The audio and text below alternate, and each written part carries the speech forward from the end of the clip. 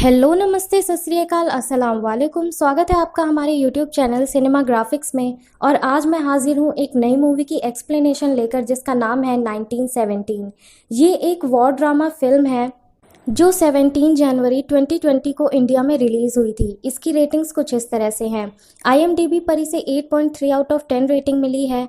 रॉटन tomatoes पर इसे 89% rating मिली है और मेटाक्रिटिक पर इसे 78% रेटिंग मिली है और 92% गूगल यूज़र्स ने इस मूवी को पसंद किया है। अगर आपको ये एक्सप्लेनेशन अच्छी लगे तो चैनल को लाइक, शेयर और सब्सक्राइब करना मत भूलिएगा और बेल आइकन को भी प्रेस कर दीजिएगा ताकि हमारे वीडियोस की नोटिफिकेशन आपके पास सबसे पहले आए। और हमारी इंस्टाग्राम आईडी की लिंक आपको डिस्क्रिप्शन बॉक्स में मिल जाएगी, तो जाइए और उसे फॉलो कीजिए ताकि हमारे वीडियोस के बारे में अपडेट्स आपको वहां पर भी मिले। तो चलिए अब चलते हैं मूवी की तरफ। 2020 साल के ऑस्कर में बेस्ट पिक्चर के लिए चुनी गई फिल्म में 1917 भी एक है। फिल्म की शुरुआत होती है साल 1917 के वर्ल्ड वॉर 1 में। कॉर्पोरल स्कोफील्ड, जॉर्ज मैकी और black dean Charles 8th battalion के जवान थे जो जमीन पर सो रहे थे। ब्लेक के कमांडिंग सर्जेंट उनके पास आकर कहते हैं कि एक और जवान को अपने साथ लेकर कमांडिंग ऑफिसर से जाके मिलो। ब्लेक अब स्कोफील्ड को अपने साथ लेकर जाता है। दोनों अब वर्ल्ड वॉर 1 के ट्रेंचेस से होकर गुजरते हैं और सोचते हैं कि उन्हें किस लिए बुलाया गया होगा। ब्लेक क्रिसमस के लिए घर जाना चाहता था। अब वो दोनों कमांडिंग ऑफिसर की बैरक में जाते हैं जहां जनरल एरिन मोर्स, कोलिन फिर्थ और बाकी सभी बड़े ऑफिसर्स थे। जनरल एरिन मोर उनको एक इम्पॉर्टेंट मिशन के बारे में कहते हैं। जनरल एरिन मोर, जर्मन आर्मी कमांड ने एक स्ट्रेटेजिक प्लान के तहत अपनी पूरी बटालियन को फ्रंट से वापस बुला लिया है और वो पीछे हट रहे हैं। कोलोनल मार्केंजी अपने 2nd बटालियन के साथ उनका पीछा कर रहे हैं। कल सुबह की सनराइज के साथ वो जर्मन्स पर हमला करने वाले हैं। ये एक बहुत बड़ी गलती है। जर्मन्स जानते हैं कि कोलोनल मार्केंजी कल हमला करने वाले हैं। तुम दोनों को जर्मन फ्रंट क्रॉस करके कोलोनल मैकेंजी को ये लेटर देना होगा और कल का हमला रुकवाना होगा, वरना ब्लेक, तुम्हारा भाई और उसके साथ 1600 जवान मारे जाएंगे। फर्स्ट तुम दोनों लेफ्टिनेंट लेस्ली एंड्रयू स्कॉट से मिलो, वो तुम्हें जर्मन फ्रंट क्रॉस करने का डायरेक्शन देंगे। जवान ब्लेक ये न्यूज़ सुनकर डर जाता है और इस मिशन को एक्सेप्ट करता है। जनरल एरिन मोर ने ब्लेक को इसलिए चुना था क्योंकि उसका भाई इसमें शामिल था। उन्हें मालूम था कि वो इससे इनकार नहीं करेगा। ब्लेक और स्कोफील्ड अब लंबी ट्रेंचेस में तेजी से जाने लगते हैं। स्कोफील्ड ब्लेक से दोबारा सोचने के लिए कहता है क्योंकि उसे लगता है ये मिशन खतरनाक है। उन दोनों को असल में जर्मन फ्रंट लाइन में सीधे घुसना था। इंटेलिजेंस के मुताबिक वहाँ पर एनिमी नहीं है, पर यदि भूल से भी कुछ भी जवान वहाँ थे तो उनका मरना पक्का था। ब्लेक उसे कहता है कि ये उनके बड़े भाई की जिंदगी का सवाल है और वो रिस्क लेने के लिए तैयार है। अब वो दोनों लेफ्टिनेंट लेस्ली एंड्रयू स्कॉट से मिलते हैं और उन्हें पूरा प्लान बताते हैं। लेफ्टिनेंट लेस्ली को ये लगता है कि ये एक वर्स्ट प्लान है। उन्होंने पिछले दिन ही कई जवानों को खोया था और आज वो दोनों उनसे कह रहे हैं कि दुश्मन अपनी पोस्ट छोड़कर चले गए हैं। उनको यकीन नहीं होता, पर ऑर्डर मानते हुए उन दोनों को सारा डायरेक्शन बताते हैं। उनको एक फेयर गन भी देते हैं ताकि यदि वो सही सलामत फ्रंट क्रॉस करके बच गए तो उन्हें मालूम हो। ब्लेक और स्कोफील्ड अब फ्रंट क्रॉस करने लगते हैं। वहाँ पर कई सारे गड्ढे थे, मरे हुए जवानों की बॉडीज थी, मरे हुए घोड़ों की बॉडीज थी। रास्ता रोकने के लिए हर जगह वायर्स का जाल बिछा पड़ा था। एक वायर को क्रॉस करते समय स्कोफील्ड के हाथ में चोट लगती है और खून बहने लगता है। उसे वो कपड़ा बांधकर रोकता है। आखिरकार वो जर्मन ट्रेंच को पहुंचते हैं जहां पर कोई नहीं था। बैरक्स के अंदर स्कोफील्ड का पैर एक ट्रैप वायर पर लगता है जो एक माइन से कनेक्टेड था। उसी वक्त एक ब्लास्ट होता है और स्कोफील्ड मलबे में धंस जाता है। ब्लेक तुरंत वहां आकर उसे मलबे से निकालता है, उसकी जान बचाता है। अब दोनों वहां से जल्दी भागने लगते हैं। बैरक से आकर स्कोफील्ड अब लंबी लंबी सांस लेता है और गुस्से से ब्लेक से पूछता है कि उसने उसको क्यों चुना। ब्लेक कहता है कि उसे लगा हम दोनों को खाना लाने के लिए बुलाया गया होगा। ऐसा मिशन देंगे ये सपने में भी नहीं सोचा था। ब्लेक अब फ्लेयर गन को चलाकर इशारा करता है कि वो दोनों सही सलामत हैं। वो दोनों जर्मन टेरिटरी में आगे बढ़ते हैं। ब्लेक कहता है उन्हें इस काम के लिए मेडल मिलेगा। स्कोफील्ड उसे कहता है उसने अपना पिछला मेडल वाइन के लिए एक्सचेंज किया था, उसे मेडल्स में कोई इंटरेस्ट नहीं है।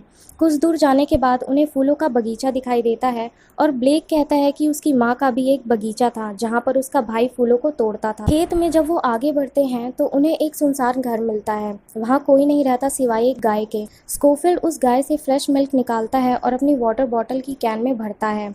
तभी वो लोग आसमान में 3 लड़ाकू प्लेन्स को देखते हैं जिसमें जर्मन प्लेन को ब्रिटिश प्लेन शूट करता है और वो क्रैश होकर उनकी ओर गिरने लगता है। वो दोनों वहाँ जल्दी से भागते हैं। प्लेन क्रैश होता है और उसमें बैठा जर्मन पायलट आग की चपेट में आ जाता है। वो दोनों भाग के उसकी जान बचाते हैं। स्कोफील्ड उसकी हालत को देखकर उसे आसान मौत देने के बारे में बात करता है, पर ब्लेक उसे इनकार कर उसके लिए पानी लाने के लिए कहता है। जैसे ही वो पानी लाने जाता है, जर्मन पायलट ब्लेक के पीठ पीछे हमला करके उसे घायल कर देता है। स्कोफील्ड उसे देखकर चिल्लाता है और अपनी बंदूक से उस जर्मन को मार गिराता है। ब्लेक की बॉडी से खून बह रहा था और उसका बचने का चांस बहुत ही कम था। इसलिए ब्लेक स्कोफील्ड से कहता है कि उसे अपनी माँ को चिट्ठी लिखनी होगी, उन्हें बताना होगा कि मरते टाइम डरा नहीं बल्कि बहादुर था। स्कोफील्ड रोते हुए हामी भरता है। कुछ देर बाद कैप्टन स्मिथ, मार्क स्ट्रॉन्ग और उसकी बटालियन वहां आती है जो उसी रास्ते से जा रहे थे। कैप्टन स्मिथ स्कोफील्ड की कहानी सुनकर उसे लिफ्ट देता है और अपने मिशन पर कंसंट्रेट करने के लिए कहता है। स्कोफील्ड अब एक ट्रक में बाकी जवानों के साथ बैठकर जाता है। कुछ देर बाद उनकी ट्रक गड्ढे में फंस जाती है। स्कोफील्ड बाकी जवानों पर चिल्लाकर उस गाड़ी को जल्दी से निकालने के लिए कहता है। सभी जवान उसकी मदद करते हैं। वो उन सबको अपनी कहानी बताता है। उनमें से एक जवान एक सिख सरदार था जो इंडिया से आया था। ये फर्स्ट टाइम होगा जब किसी भी हॉलीवुड फिल्म में वर्ल्ड वॉर 1 में भारत के जवानों की कंट्रीब्यूशन को दिखाया गया हो। वर्ल्ड वॉर 1 में भारत से लगभग 1.5 मिलियन जवान गए थे। वो सिख सरदार स्कोफील्ड की बात सुनकर उसे सांत्वना देता है।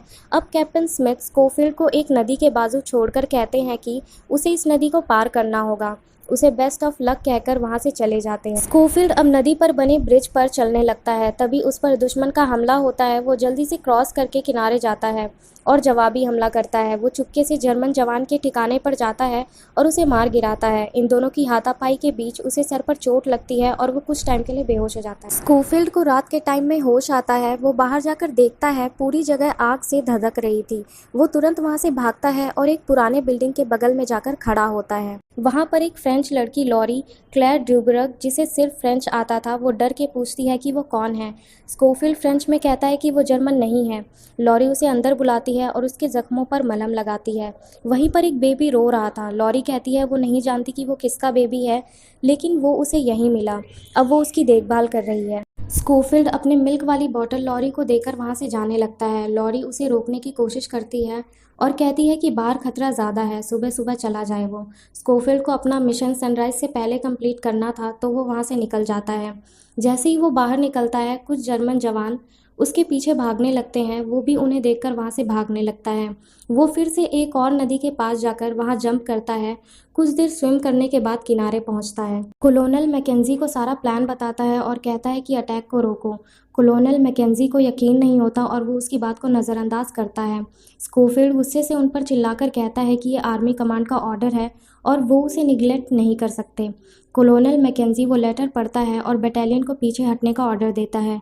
उसे यकीन था कि आज वो जर्मन्स को हराएंगे। वो भी स्कोफील्ड की तरह वॉर से तंग आ गया था। स्कोफील्ड अब फर्स्ट टुकड़ी के मेडिकल कैंप में जाकर लेफ्टिनेंट ब्लेक रिचार्ड मेडन को ढूंढने लगता है। वो वहां नहीं मिलता, बल्कि कैंप के आउटसाइड सही सलामत था।